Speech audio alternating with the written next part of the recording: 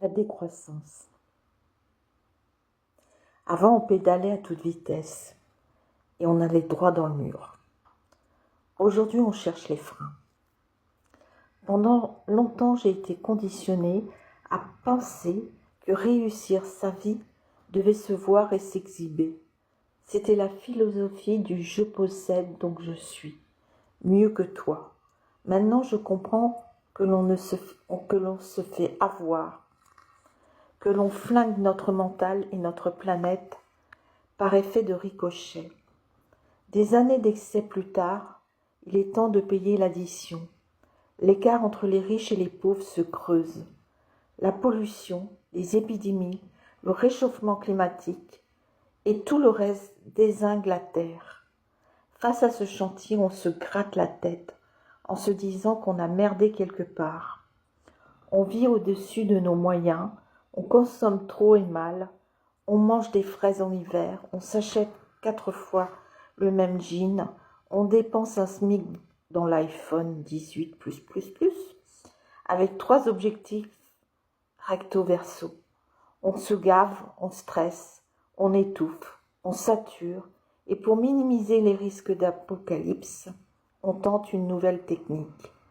Au lieu d'avancer, on décide de reculer. L'heure est à la décroissance. Commencez dans mon coin.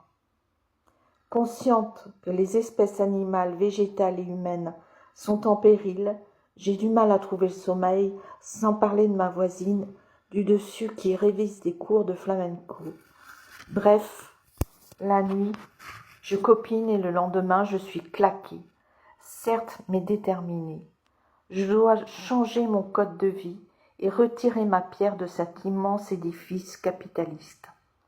Mes propres abus se constatent d'abord dans ma chambre. Les piles de fringues s'écroulent si j'ai le malheur de les regarder avec insistance. Je prends donc une grande décision, ne plus acheter sauf le nécessaire. Qu'est-ce qui est nécessaire, me direz-vous? J'ai réfléchi à la question. Est nécessaire tout ce qui peut plus se porter même après l'avoir raccommodé 10 fois. Est superflu tout ce que l'on possède déjà en rouge, en noir et en gris, mais pas en bleu. Ensuite je fais du vide, je me débarrasse, je donne, je revends. Grosso modo, je refourgue mon bazar ailleurs, pendant que je décrois.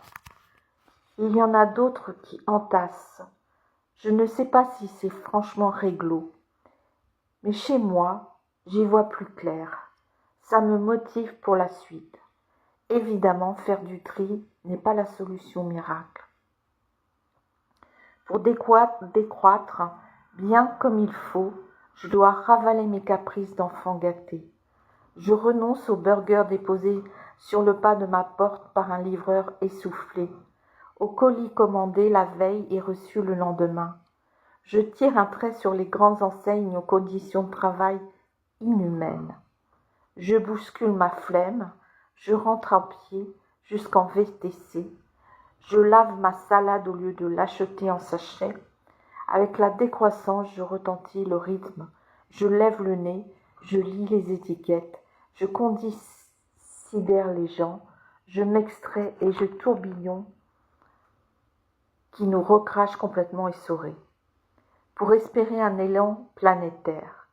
Et maintenant, Maintenant qu'il me reste un jean, 2 t-shirts, 3 poubelles de tri et un frigo rempli de produits achetés en circuit court, je fais quoi? Eh bien, je râle. Je pèse contre ceux qui ne captent pas l'importance de notre mission commune. Je m'inquiète parce que certains préfèrent dépenser des milliards dans la colonisation de l'univers plutôt que la sauvegarde de la planète Terre. Tandis que d'autres choisissent de déclarer la guerre plutôt que de bosser main dans la main, je me demande aussi comment il sera possible de mettre 8 milliards d'êtres humains au diapason. Que les personnes qui s'engagent à faire des efforts pour notre survie lèvent la main.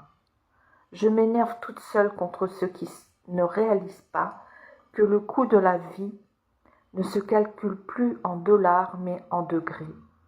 Et pourtant j'y crois, un peu comme un cinéma quand tout semble perdu avant le grand happy end.